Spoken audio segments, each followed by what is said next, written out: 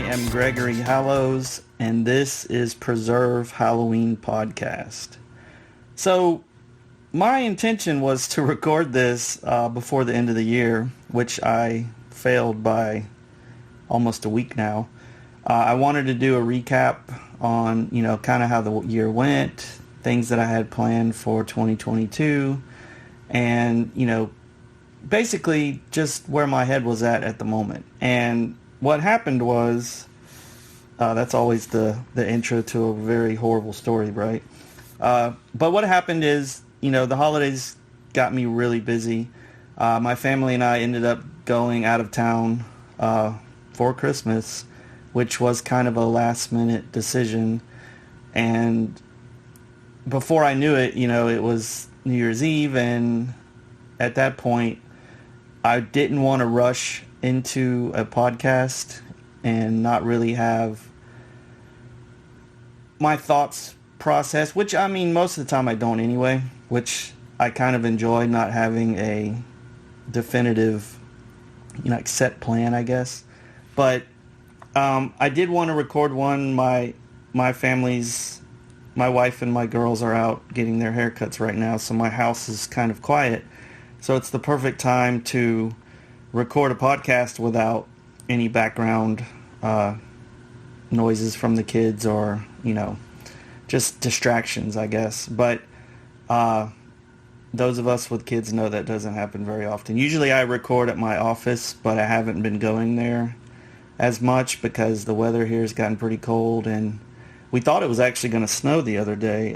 It did ice over some, but it hasn't snowed yet. So last year, about this time, I was stuck in my house for 2 weeks without power because of the ice and the cold. So I'm hoping that doesn't happen again, because that was not a fun time. Luckily, I had a generator and we made it through, but it wasn't a whole bunch of fun.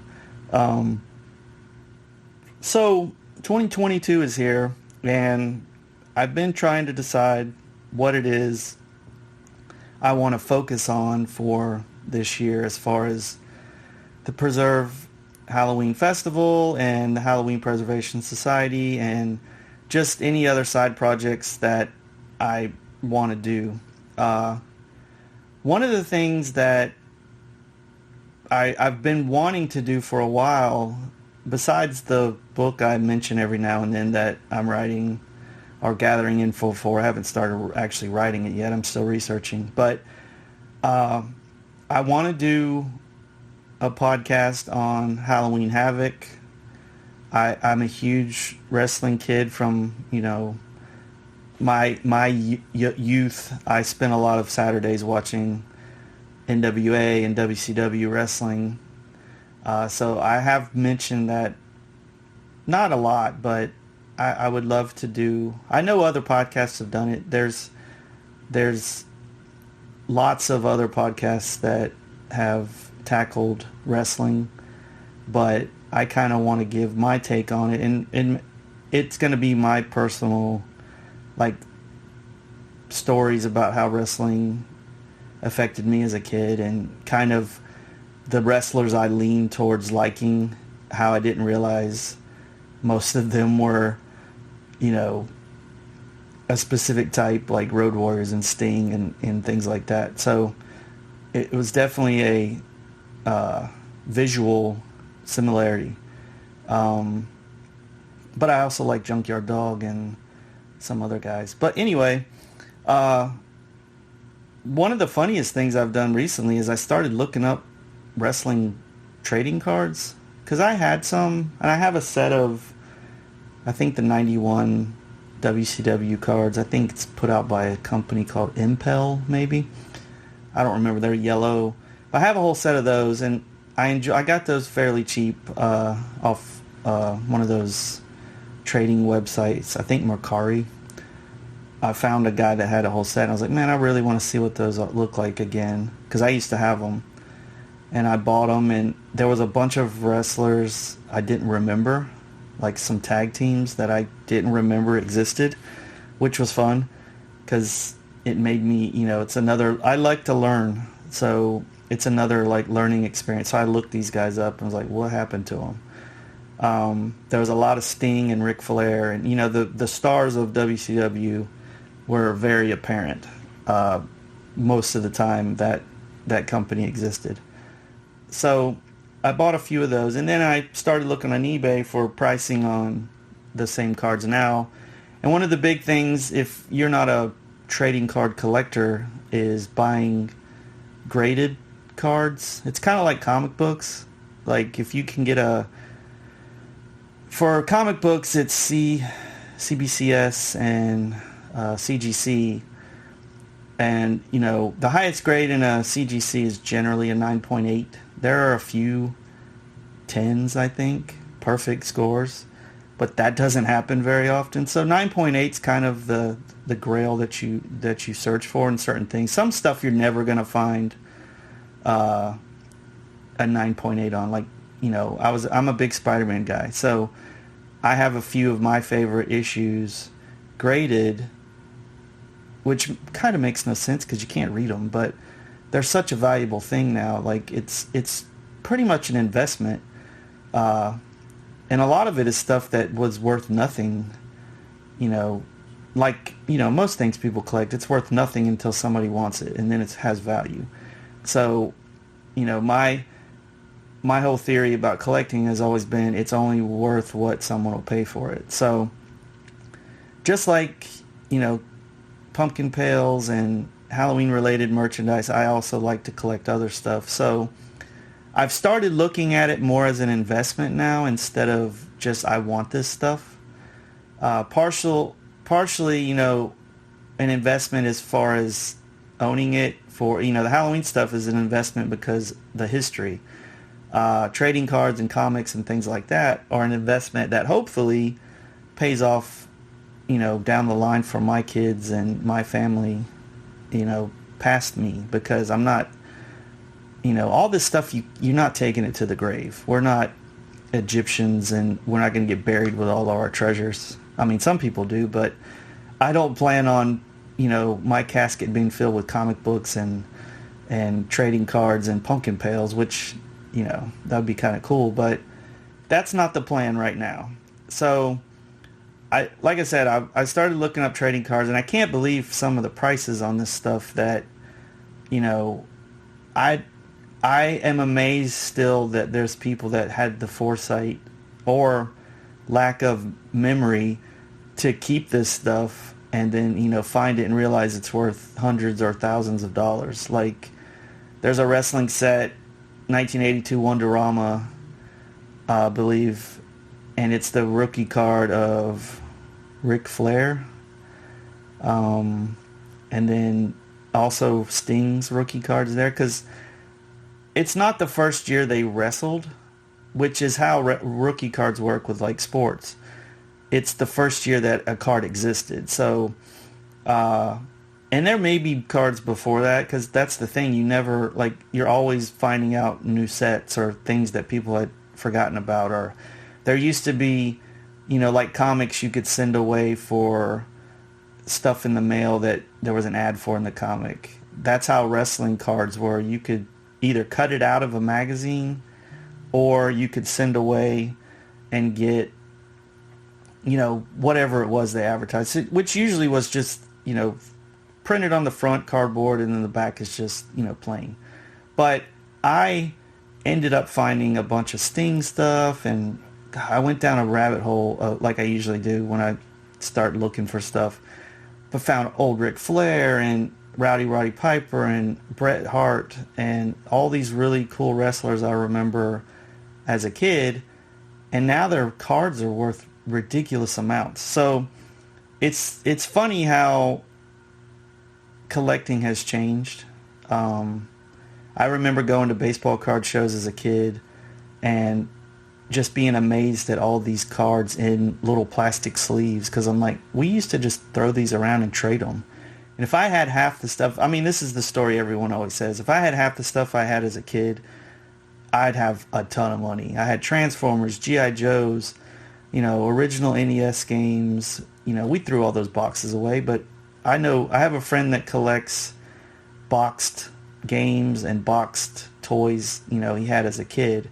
And that stuff's insanely priced. And it, has to be graded. And there's all these companies that exist to do just that. And if you use the wrong company, the value's not as high. So there's a ton of research that goes into this because, the money involved. I think a 52 Mickey Mantle baseball card, which is his rookie card, sold for like almost $3 million recently. And I'm almost positive I had one of those cards as a kid because everyone, if you like baseball, you knew who Mickey Mantle was. It's like if I still had some of my Hank Aaron cards or if I still had some of this other stuff I had as a kid. Because even back then a Mickey Mantle card was expensive, but not $3 million. I think it was a couple $100 maybe.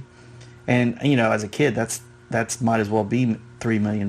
But it's just fascinating, but also kind of scary how collecting has changed. Because I've gone to, Walmart or whatever toy store just looking around because I like to see what's out, And luckily I have kids, so it's not weird that I'm a grown guy walking around in the toy aisle. But I go to look and see what's new out and how it compares to what I had as a kid because they're re-releasing a lot of stuff. They're re-releasing Transformers and, He-Man and all kinds of stuff. And it's great because, like, my kids and wife and I went to see Ghostbusters Afterlife while we were on vacation. And now my daughter is obsessed with Ghostbusters, which I think's great. She immediately wanted an Ecto-1 and she wanted all the 4 Ghostbusters. And she didn't really care about the kids in the movie. She wanted the original guys. And so while we were there, everything at where we were was overpriced, of course. And I was like, man, I could find all this online. So just pick out one. Like, pick your favorite guy. And I have no idea of the reasoning behind it, but she picked Ray Stantz. So my 6-year-old daughter's favorite Ghostbuster is Ray Stantz, which is cool because the actor's wonderful. But I thought out of, what I wish I could see inside her head and figure out why she picked that guy. But anyway, now she has them all and she plays with them and they're busting ghosts on her carpet floor. Which it's cool that my kids still like the same stuff I do. And now my oldest daughter is completely obsessed with Marvel and wants to know everything about Spider-Man. And, I tried to get her into this stuff 5 years ago and no, she wasn't having it. But now she's found it on her own and she wants to know everything. And she gets mad when I start talking about it because I grew up as a Marvel kid, so I have all this info that's not in movies, and she gets mad at me because she's like, "Why are you telling me all this? I don't know. I haven't watched that movie yet." I'm like, "It's not in the movie. This is from the comic books." So that's fun because I think she's gonna get as inquisitive as I am about origins and where the characters come from and all that stuff. So anyway, what does this have to do with Halloween, right? It all comes back to me as the collecting aspect. I've been collecting pumpkin pails and Halloween memorabilia and all that stuff. So one of the goals I have for 2022 is to actually go visit the museum in Texas because I want to see what they've been able to acquire from their overseas trips. And, just hearing them talk about it just makes me excited. So I want to make a trip out to Bastrop and see the Halloween History Museum. I was fortunate enough to see the people, some of the people behind it during the show in November, and it got me even more excited. So I'm hoping to make that trip soon. I will be in Texas in a few weeks for work, but I won't have time unless I stay a couple extra days, which I probably won't. But Dallas is not close to Austin, so, and that's where it is. It's, just outside of Austin. It's not a close trip. Texas, like I say all the time, Texas is huge. Like, Texas is ridiculously huge. So if you go to Texas and somebody hasn't been there and they're like, oh, you're going to go do this and this and this, like, no. Do you realize how far apart that is? That's ridiculously, it's inconceivable. It doesn't make sense. So, speaking of Texas, I also want to visit the Monsters house. That's pretty close to where I've been. There's a lot of places in Texas I want to go. There's some haunted stuff I want to see, and I mean, Texas has so much. And I'll be back there for the second Preserve Halloween Fest in November, and hopefully I can set aside some time to actually go out and see some stuff. But who knows? Another thing I plan on doing in 2022 is writing more. I used to do a lot of heavy research and writing, but that was during, COVID time, where I had, well, it's still COVID time, but where I wasn't working and I had a lot more time to research and put some real big efforts into, some of the articles I've written. And I want to make time for that again because it's definitely worth it. I enjoy research. It's really fun. But just, these past few months have been crazy on trying to catch up with things and just what's going on. But I don't want to neglect, what I'm trying to do. Because the purpose of this all is to share knowledge and share information. And, I don't want to alienate what I set out to do, which was just share a love of Halloween and, put out information that people might not know. And there's still a ton. I have notebooks full of notes I've taken and, just information and research that I've started and not completed, or started and never published, or just all over the place. And I'm still trying to find books and collectible things, and I still want to have, there's still a lot of grails that I want to own, books and pumpkin pails and things like that. And that's one of the things I want to start doing a better job of, cataloging what I have, because a lot of times I end up getting stuff I already owned because I just forgot I had it. My organizational skills is organized chaos. I seem to know where things are, but if I ask somebody to help me find something, there's no way they would be able to. And the older I get, my memory's starting to slip some, which is kind of scary because I have a lot in my head that I need to start writing down so I don't forget it. But at the end of the day, I'm still having a blast doing this. I'm still excited about, meeting with everyone and, getting the comments online and, the conversations that I'm having. I just finished working on a new website for the festival in November, and I have been putting a lot of focus on that, and I'm hoping that doesn't show as neglect for the overall society, because it's not meant to be. And I appreciate, I got a bunch of new members this year and a bunch of second year, re-ups, which is awesome. Like, people actually are sticking around and appreciate it. And I want to do some more interviews, and I want people to let me know what they want to know. And I may not be able to, I always say I may not be able to accomplish everything I set out to do, but I'm going to at least try. And that's all you can hope for. So I hope everyone's 2022 is kicking off. I tended to ramble, or I always ramble. This time it was about wrestling trading cards, which I don't know where that came from. That was right off the top of my head. I think it's because I have a couple sitting next to me. And that kind of triggered my memory. But I will be at some shows this year. I'm hoping to meet a lot of new vendors for Halloween stuff.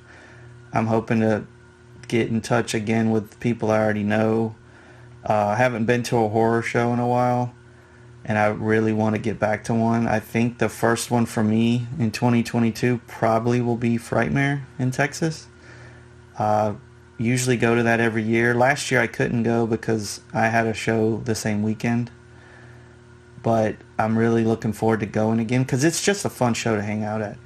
I was hoping to go to Midsummer Scream's fall show, the season Screaming, but I was out of town and I got back like the day before. I still planned on going. I had a hotel reserved, and I got home and went to book my flight, and I thought I got it. I was like, man, this is crazy. It worked out. But then I looked, and I had booked a flight for 2 months later, and I was wondering why the price was so cheap. So I was like, well, let me cancel that one because you have 24 hours before, cancel with no penalty. So I did that, and then I went to get a flight to leave, and it was like $2,000. And I was like, yeah, I don't think I can swing that right now. I shouldn't have waited till the last minute. But I was scared to buy a ticket because I wasn't sure if I'd be back home yet, and it turned into a whole thing. So I wish I could have went there. I heard it was great. I was really honored that David came to my show in November. It was unexpected, and we had a good conversation. And it was, exciting to meet somebody else that does what I do. On a much bigger scale, he does, but it was cool to see the sharing of ideas, and I wanted to go and kind of see how they,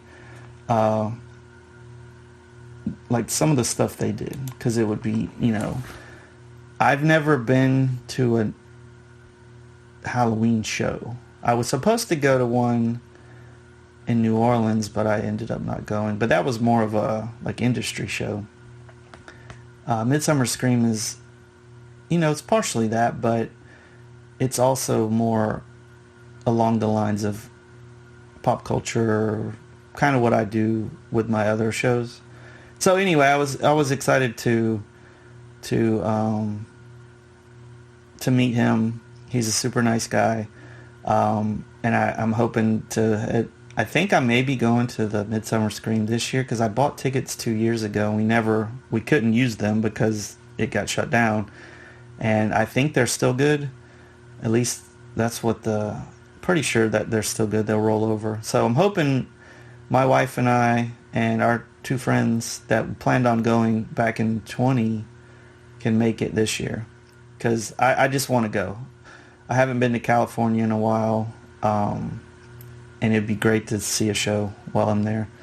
But anyway, I'm rambling yet again, and I tend to do that a lot. So hopefully you guys are used to that by now. But let me know what you guys are doing for 2022. I really like seeing what everyone else is working on. I just been speaking to John Flores about his artwork. I had no idea some of the stuff he did, so I'm excited to talk to him about maybe collaborating or him helping out with some artwork for us, or just working together. I love working with Halloween artists and people that love Halloween. Austin Pardon, I just bought 2 more original pieces from him that I'll be hopefully putting on t-shirts and making posters and all that stuff soon. They're beautiful, like always. His stuff's so good. Austin, I'm hoping, fingers crossed, I can get him to come to the show in November. We're still working on it. I'm still working on a lot of other big reveals, hopefully soon, for people that I have planned on showing up. Because I want to start promoting that show earlier than I did last year. Last year I kind of waited till right before, and I want to start, I understand it's January, but I don't care. I want to promote this show 12 months of the year. I even want to start promoting the 23 show and the day after the show this year. That's how nuts I want to be about it, because it's Halloween. 1031 365. That's, that's the way we like it. So before I ramble on and look and find something on my desk to start rambling again, like this cool Joe Bob bobblehead that's staring at me that I got from Paul Bearer Press, which is so cool. It's Joe Bob standing on a television with a beer in his hand, and it looks exactly like him. Anyway, if you want one of those, go to Paul Bearer Press. They're awesome too, just like most people in the community. So I'll leave you with me rambling once again, but also just letting you know to continue to preserve Halloween.